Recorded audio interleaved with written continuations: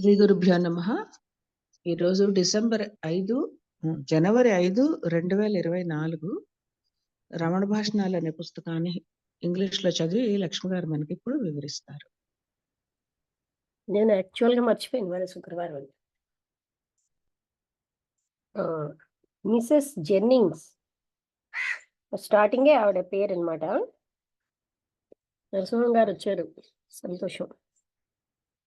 శ్రీ భగవాన్ ఏం చెప్తున్నారంటే, ఈ రియలైజేషన్ అన్నది అంటే ఆలోచన యొక్క మోసం నుంచి బయటపడమే. ఈ ఆలోచనలు మన యొక్క ప్రణాళికలో లోయర్ ప్లేన్‌లో బహుశా ఇవి ఒక భాగంగా లేవా? అంటే వాటికి పెద్ద స్థానం ఉంది. లోయర్ ప్లేన్ అంటే సామాన్యంగా ఏమంటామంటే ఫిజికల్, భౌతిక, కామమయ, మానసిక, అధోమానసికం అని అంటారు. దివ్యజ్ఞాన సమాజంలో లోయర్ అంటారు. అంటే ఆ విధంగా లోయర్ ప్లేన్, హయ్యర్ ప్లేన్‌లో అక్కడ ఆలోచనలతోటి అదే శుద్ధ మనస్సు అంటాం అక్కడ.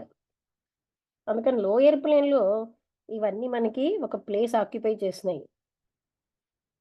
అంటూ మిసెస్ జెన్నింగ్స్ అన్నారది. అంటే మహర్షి ఏమంటున్నారంటే, ఆలోచనలన్నవి ఐ థాట్‌లోంచే వస్తున్నాయి. అది కూడా సెల్ఫ్‌లోంచి వస్తుంది. అందుకని సెల్ఫ్ అన్నది నేను, ఇతర ఆలోచనలు ఉన్నప్పుడే ఉంటుంది. అది వ్యక్తీకృతం అవుతుంది. ఒకవేళ ఆలోచనలు ఉంటేనేమిటి, ఉండకపోతేనేమిటి అన్నారు మహర్షి. కరెక్ట్‌గా చెప్పారు. అంటే ఆలోచనలు ఉంటేనేంటి, ఉండకపోతేనేంటి? మంచి ఆలోచనలు రియలైజేషన్‌కి సహాయం చేస్తాయా? అవేమీను మేధ మీడియావా? అంటే, అంటే మంచి ఆలోచనల ద్వారా రియలైజేషన్‌కి. అంటే రియలైజేషన్‌కి అవి ఒక నిచ్చెన యొక్క మెట్లు లాంటివా? అని అడిగారావిడ. అవును. ఆ రకంగా. అంటే ఈ రకంగా చూస్తే. అవన్నీ కూడా చెడు ఆలోచనలు దూరం చేస్తాయి. వాటంతటవే అదృశ్యం అయిపోవాలి రియలైజేషన్ అనే స్థితికి ముందు. అయితే ఈ సృజనాత్మకమైన ఆలోచనలు రియలైజేషన్‌లో ఒక భాగం కాదా? అందుకని అవి హెల్ప్‌ఫుల్ కాదా? నేను ముందు చెప్పిన విధానంలోనే అవి సహాయం చేస్తాయి. అంటే ఏంటి? చెడు ఆలోచనలని బయటకి పెట్టడంలోనే ఈ గుడ్ థాట్స్ అనేవి హెల్ప్ చేస్తాయి. హెల్ప్‌ఫుల్ ఓన్లీ ఆ వేలోనే. అవన్నీ కూడా సెల్ఫ్‌లోని అదృశ్యం అయిపోవాలి. ఆలోచనలు మంచివైనా, చెడ్డవైనా అవి ఇంకా దూరంగా తీసుకెళ్తాయి గానీ దగ్గరగా తీసుకెళ్ళవు. ఎందుకంటే సెల్ఫ్ అన్నది ఆలోచనల కంటే మనకెంతో సన్నిహితమైంది. మీరే సెల్ఫ్ అయి ఉన్నారు. ఆలోచనలన్నవి సెల్ఫ్‌కి పరాయిగా ఉంటాయి. అంటే విదేశాల్లాగా అంటే దూరంగా ఉంటాయి.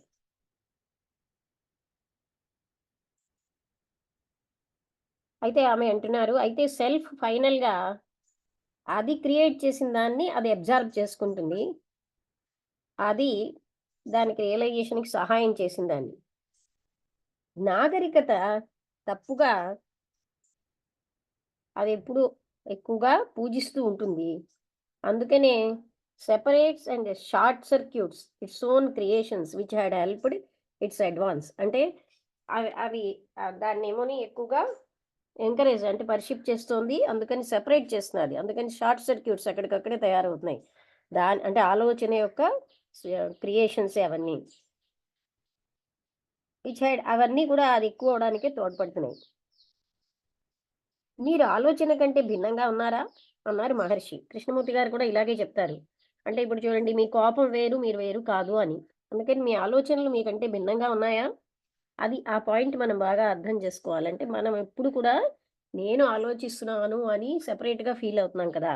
ఆ నేనన్నది ఒకటి ఉంది అని మనం భ్రాంతిలో ఉంటున్నాం. అది బాగా అవగాహన చేసుకుంటే మనకు అన్నీ కొంచెం కొంచెంగా అర్థం అవుతూ ఉంటాయి. అంటే నా కోపము నేను వేరు కాదు. నా ఆలోచనలు నేను వేరు కాదు. మనం అలా అనేసుకుంటున్నాం. నేనని వేరేగా ఎక్కడో ఉన్నాను. అది నేను ఆలోచిస్తున్నాను. వేరే ఒక బీయింగ్ ఉంది అని. ఆలోచనలు లేకుండా మీరు ఉండటం లేదా? కానీ ఆలోచనలు మీరు లేకుండా ఉండగలవా? అన్నారు మహర్షి.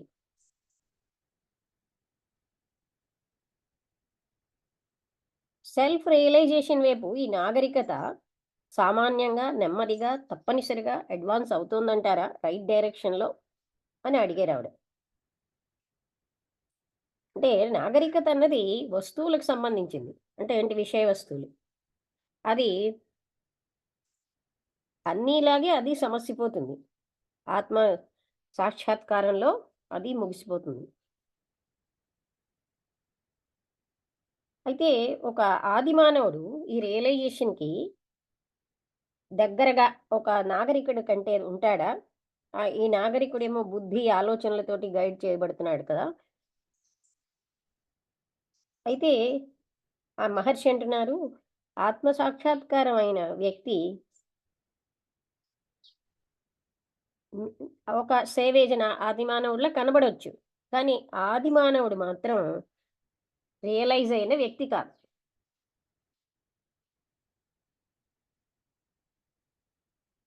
మనం ఇలా ఆలోచించడం ఏమిటంటే, మనకి ఏం జరుగుతున్నా సరే, అవన్నీ కూడా భగవదిచ్ఛతోటే జరుగుతున్నాయని, అందుకని అవన్నీ మంచివే అని కోర్స్ అన్నారు. అవును. కానీ అందరూ ఇతరులందరూ భగవంతుడు. వాళ్ళు సెల్ఫ్ కంటే భిన్నమైన వాళ్ళు కాదు. చూసారా మహర్షి ఎప్పుడు కూడా ఇవన్నీ మనం అలవాటయిపోయాం. మనస్సు ప్రొజెక్షన్స్‌కి అలవాటయిపోయి ఇలా అన్నీ వేరు వేరుగా చూస్తున్నాం. ఆయన మళ్ళీ ఆ సోర్స్‌కి తీసుకొస్తున్నారు. ఇవన్నీ సెల్ఫ్ కంటే భిన్నమైనవి కాదు. మీరు సెల్ఫ్‌లో ఉన్నప్పుడు వాటి కోసం ఆలోచనలు ఎలా ఉద్భవిస్తాయి? అంటే ఆమె అడిగారు.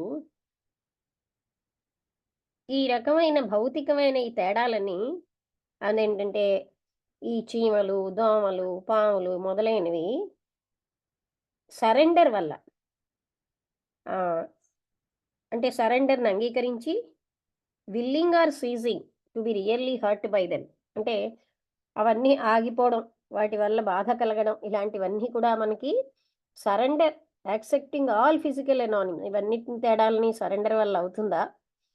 అని. అంటే సమర్పణ వల్ల. అది ఏమైనా ఏది కూడా మీ నుంచి వేరేగా లేవు. చూసేవాడు గాని, ఆలోచించేవాడు గాని. ఒక పార్సీ లేడీ ఆ శ్రోతల్లోంచి మధ్యలోకొచ్చిందావిడ. ఒకవేళ వేరేగా లేకపోతే, మరి చీమలు కరుస్తున్నప్పుడు ఆ నొప్పి మాకు తెలుస్తోందిగా. ఎవరిని చీమలు కరిచాయి? శరీరమా? శరీరాన్ని కదా! మీరేం శరీరం కాదు. మీరెంత కాలమైతే నేను శరీరాన్ని అనుకుంటున్నారో, మీరు అప్పుడు ఈ చీమల్ని చూస్తారు. చెట్లని వేరేగా చూస్తారు. మీరొక సెల్ఫ్‌గా ఉన్నారనుకోండి, మీకంటే మీ సెల్ఫ్ కంటే భిన్నంగా ఏమీ లేవు. ఇతరులన్నవాళ్ళు లేరు. అయితే శరీరానికి ఆ బాధ వస్తోంది కదా! ఆ కరిచిన బాధ. ఒకవేళ శరీరం ఫీలవుతే దాన్నడగండి. బాడీ దానంతట అది కేర్ తీసుకుంటుంది. అది మీకు సంబంధం ఏమిటి? ఎంత బాగా చెప్తున్నారు చూడండి. అంటే శరీరానికి కరిస్తే దాని కేర్ అది తీసుకుంటుంది. మీకు సంబంధం ఏంటన్నారు. అప్పుడు అమెరికన్ లేడీ మళ్ళీ అన్నారు. అంటే సర్వసమర్పణ అంటే అంత శబ్దము, డిస్టర్బెన్సు మన యొక్క పరిసరాల్లో, ధ్యానంలో కూడా మనం అంగీకరించడమా? లేకపోతే మనం ఒక గుహని వెతుక్కుని ఒక అంటే పర్వత గుహలను ఒంటరిగా ఉండడాలా? భగవాన్ అలా చేయలేదా? అన్నారు. వెళ్ళడము లేదు, తిరిగి రావడము లేదు. సెల్ఫ్ అన్నది ఏ రకం ఎఫెక్ట్ అవ్వకుండా ఈ పంచభూతాల వేటితోటి అనంతంగా, శాశ్వతంగా ఉంది. అదేం కదల్లేదు. సెల్ఫ్‌కి కదలడానికి ఏమీ కూడా ప్లేస్ అన్నది లేదు. ఈ సెల్ఫ్‌ని తెలుసుకోవడం అనే ఈ ప్రక్రియలో ఎక్స్‌టర్నల్ హెల్ప్ ఆధ్యాత్మికంగాను, అంటే ఈ ఈ సీకింగ్ అంటే ఈ అన్వేషణ అన్నది బాహ్యమైనటువంటి ఆధ్యాత్మిక సహాయం. అదే న్యాయపరమైనదే కదా! ఇక్కడ తప్పెక్కడుందంటే మహర్షి అంటున్నారు. సెల్ఫ్ తోటి ఐడెంటిఫై అయ్యి, సెల్ఫ్‌ని బాడీతో ఐడెంటిఫై చేయడమే. ఒకవేళ భగవాన్ బాడీ అయ్యారనుకోండి, మీరు అడగొచ్చు ఆ బాడీ. కానీ అవగాహన చేసుకోండి. మీరెవరినైతే భగవాన్ అని అడ్రెస్ చేస్తున్నారో ఆయనెవరో అవగాహన చేసుకోండి. ఆయన బాడీ కాదు. ఆయన ఆత్మ. అప్పుడు ఆవిడొక హరిజన్ అనే దాంట్లో ఆర్టికల్‌ని రిఫర్ చేశారు. అందులో ఏం చెప్పారంటే, ప్రతీదీ కూడా భగవంతుడే. వ్యక్తికి ఏది చెందదు మొదలుగా అని ఆవిడ చెప్పారు. అప్పుడు భగవాన్ అన్నారు, ఎవ్రీథింగ్ ప్రతీదీ వ్యక్తి, భగవంతుడు అన్నీ కూడా ఆత్మే. ఆవిడప్పుడు మరికొన్ని లైన్స్ షెల్లీ అనే ఇంగ్లీష్ పోయిట్ రాసినవి చదివారు. షెల్లీ అయితే ఒక ఆత్మ సాక్షాత్కారమైన ఆత్మ కాదా? Within a cavern of man's trackless spirit is throne an image so intensely fair that the adventures thoughts that wander near it అంటే worship and as they kneel tremble and fear the splendor of its presence and the light penetrates their dream like frame till they become changed with the strength of flame. అది ఆయన రాశారు. అప్పుడు మహర్షి అన్నారు, lines చాలా ఎక్సలెంట్గా ఉన్నాయి. ఆయన ఏమిటి రాశారో అది ఆయన రియలైజ్ చేశారు. అప్పుడు అంటే ఇక్కడ కొంచెంగా మనిషి యొక్క ట్రాక్లెస్ స్పిరిట్ అంటే మార్గం లేని ఒక ఆ స్పిరిట్ అనమాట. ఒక ఇమేజ్‌ని ఇంటెన్స్‌లీ ఫెయిర్ చాలా అద్భుతమైన ఇమేజ్‌ని సృష్టించింది. Adventures thoughts that wander near it దాని చుట్టూరా ఉన్న సాహస కృత్యాలు, ఆలోచనలు దాని చుట్టూ తిరుగుతున్నవి. వర్షిప్ పూజించడం and as they kneel tremble and fear అవన్నీ కూడా ఎప్పుడు వణుకుతూ భయపడుతూ ఉంటాయి. The splendour of its presence దాని అంటే అది ఆ ఇమేజ్ యొక్క ప్రెజెన్స్ యొక్క అద్భుతం అన్నది. And the light penetrates their dream like frame అక్కడికి లైట్ ఏమో ఆ డ్రీమ్ లైక్ ఫ్రేమ్ అనే దాంట్లోకి చొచ్చుకుపోతోంది. Till they become changed with the strength of flame అంటే ఆ లైట్ అనేది ఆ ఫ్లేమ్ తోటి ఫ్లేమ్గా మారిపోయే వరకు అని. అంటే అతను కూడా బాగానే అద్భుతంగా రాశారు కదా. అంటే ఏంటంటే ఆ లైట్ ఈ లైట్తో కలిసిపోతుంది. అంటే అప్పుడు మహర్షి అన్నారు, ఈ లైన్స్ చాలా ఎక్సలెంట్గా ఉన్నాయి. ఆయన బహుశా రియలైజ్ చేశారేమో ఆయన ఏం చేశారు, వాట్ హీ రోట్ అని ఏం రాశారు. అప్పుడు ఆ లేడీ థ్యాంక్స్ చెప్పి ఆవిడ వెళ్ళిపోయారు. ఇది 342 చదువుతానండి. రాత్రి 11 గంటలకి ఆంధ్రులు ఒక గ్రూప్ ఆఫ్ ఆంధ్రులందరూను గుంటూరు నుంచి వచ్చేట వాళ్ళు. మిడిల్ ఏజ్డ్ ఉమెన్ అంటే ఒక మధ్య వయస్కురాలు. ఆవిడ కొంచెం విచారంగా కానీ నిశ్చలమైన చూపుతో ఉంది.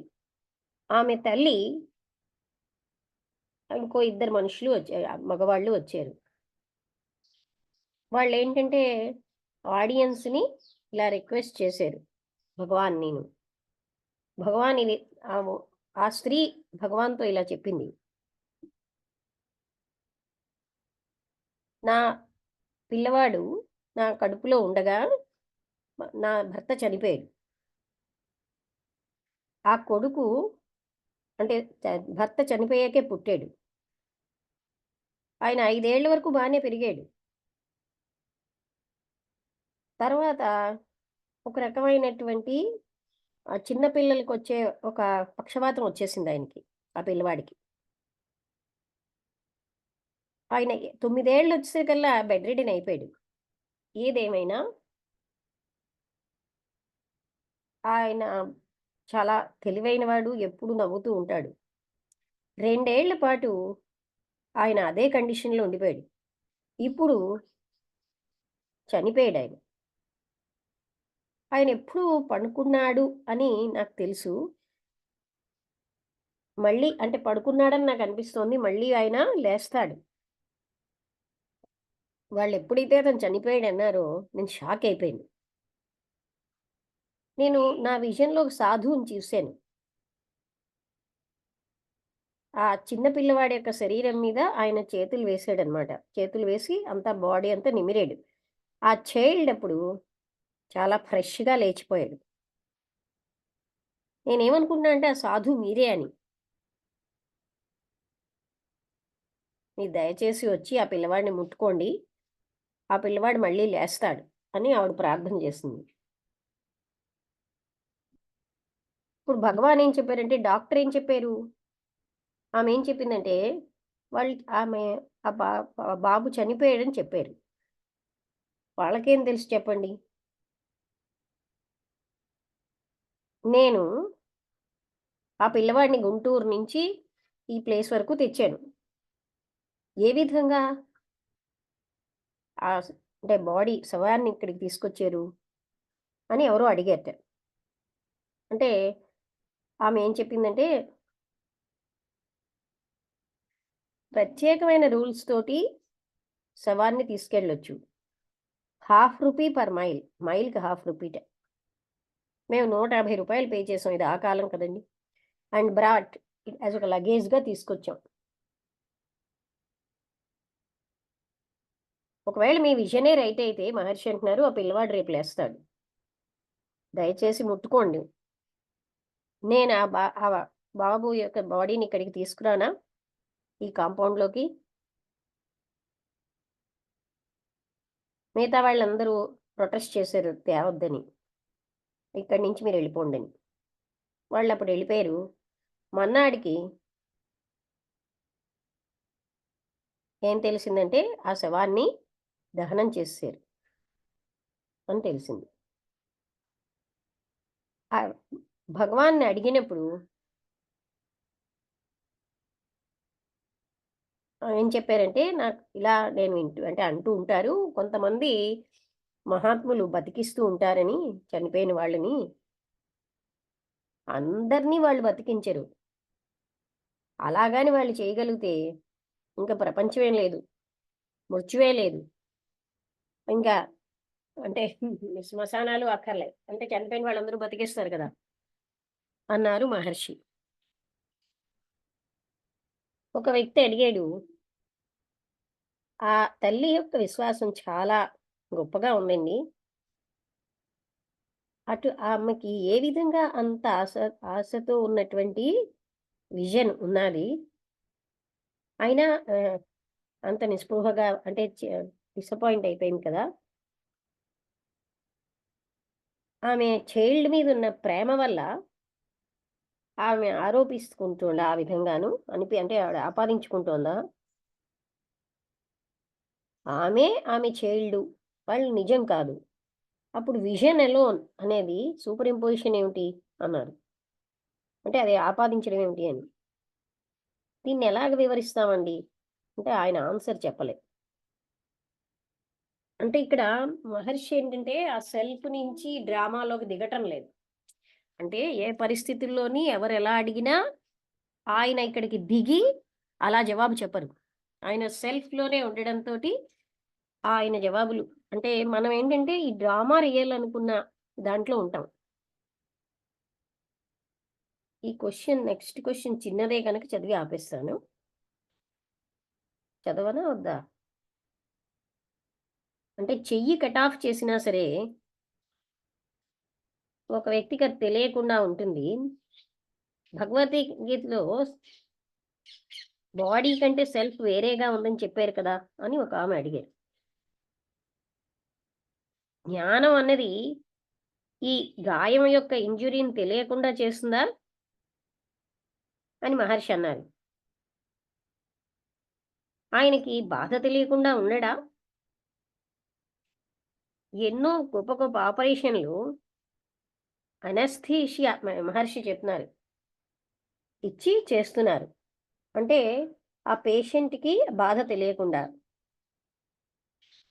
ఆ పేషెంటు జ్ఞానాన్ని సంపాదించినా అదే సమయంలో అద్ ద ఆ టైంలో ఆ పేషెంట్ జ్ఞానాన్ని సంపాదిస్తాడా? అంటే బాధని తెలియకుండా ఉండడం జ్ఞానం కాదు అన్నారు మహర్షి. అంటే ఇప్పుడు మనందరికీ కొన్ని కొన్ని కాన్సెప్ట్స్ అలా డిరైవ్ చేస్తాం. అంటే బాధని తెలియకపోవడం అంటే జ్ఞానం అని కదా! ఆవిడ అంటున్నారు. ఆ బాధ జ్ఞానికి బాధలు తెలియవని. అంటే మరి ఆ పేషెంట్‌కి అంటే జ్ఞాని అయిపోతున్నాడా అని. అంటే అతనికి బాడీ కాన్షియస్‌నెస్ లేకపోవడం జ్ఞానం కాదు అని చెప్పారు. అయితే ఒక జ్ఞాని బాధకి ఏమీ స్పందించకుండా ఉంటాడు కదా! ఫిజికల్‌గా వచ్చిన ఈ బాధ బాడీ కాన్షియస్‌నెస్‌ని ఫాలో అవుతుంది. బాడీ కాన్షియస్‌నెస్ యొక్క అబ్సెన్స్ కాదిది. It cannot be in the అంటే బాడీ కాన్షియస్‌నెస్ లేనప్పుడు కాదు. మైండ్ ఆ బాడీని తెలుసుకోకపోవడం వల్ల దాని బాధలు, దాని సుఖాలు దానికి తెలియవు. ఇంద్రుడు, అహల్య మీ కథని చదవండి 'యోగ వాసిష్టంలో'. అది కూడా మృత్యువు కూడా మనస్సు యొక్క భాగంగా చెప్పబడింది. అంటే మనస్సు యొక్క పనిగా. ఇక్కడ ఏం చెప్తున్నారంటే భౌతిక బాధ అన్నది కేవలం బాడీ కాన్షియస్‌నెస్ వల్లే వస్తోంది. బాడీ కాన్షియస్‌నెస్ లేకపోతే ఆ బాధ ఉండదు. బాడీని మనస్సు తెలుసుకోకుండా ఉండడం వలన దాని బాధ దాని సుఖాలు తెలియట్లేదు. అంటే మనస్సుకి పట్టకపోతే. అందుకని 'ఇంద్రుడు అహల్య' చదివితే మీకు అర్థమవుతుంది ఏంటంటే 'యోగ వాసిష్టంలో' ఆ కథ. ఈ మనస్సు యొక్క పనే మృత్యువు కూడా. ఈ బాధలన్నీ ఇగో మీద ఆధారపడి ఉన్నాయి. ఐ అన్నది లేకపోతే బాధ లేదు. ఐ మాత్రం అవేవీ లేకుండా ఉండగలదు అని చెప్పారు. ఇక్కడికి ఆపుదామండి. అర్థమైందా? Pains are dependent on the ego. I లేకుండా పెయిన్స్ లేవు. కానీ ఐ మాత్రం పెయిన్స్ లేకుండా ఉండగలదు.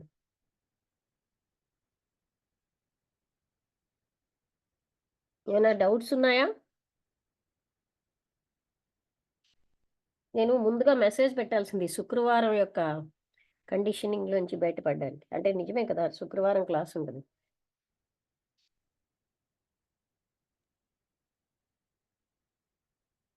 3:41 నుంచి కదా! జెన్నింగ్స్.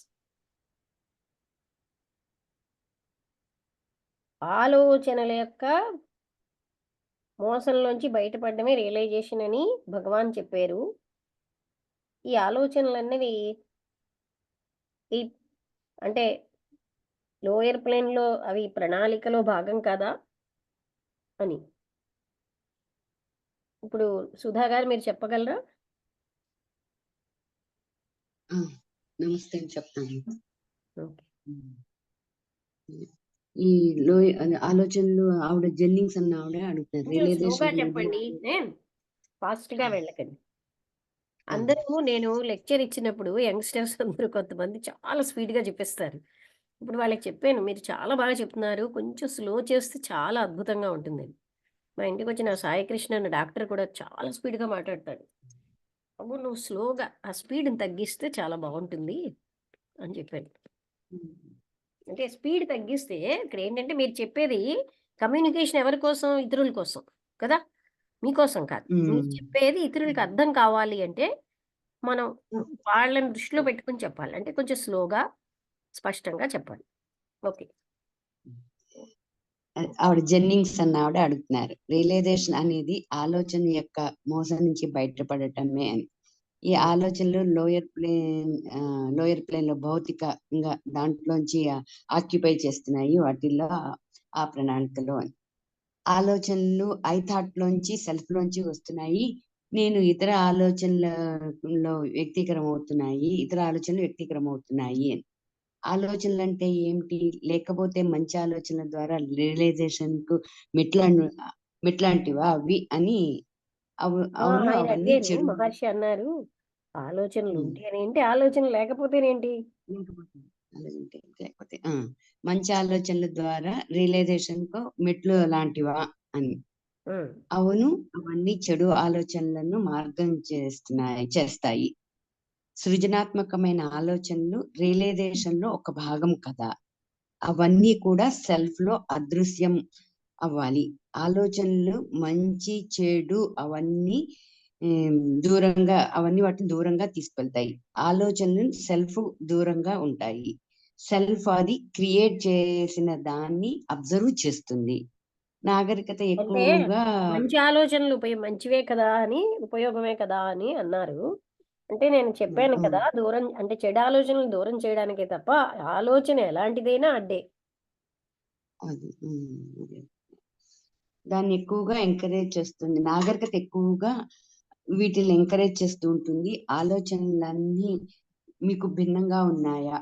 ఆ ఆలోచనలు మీరు ఎంకరేజ్ చేస్తూ ఉంటుంది ఆలోచనలన్నీ. ఆలోచన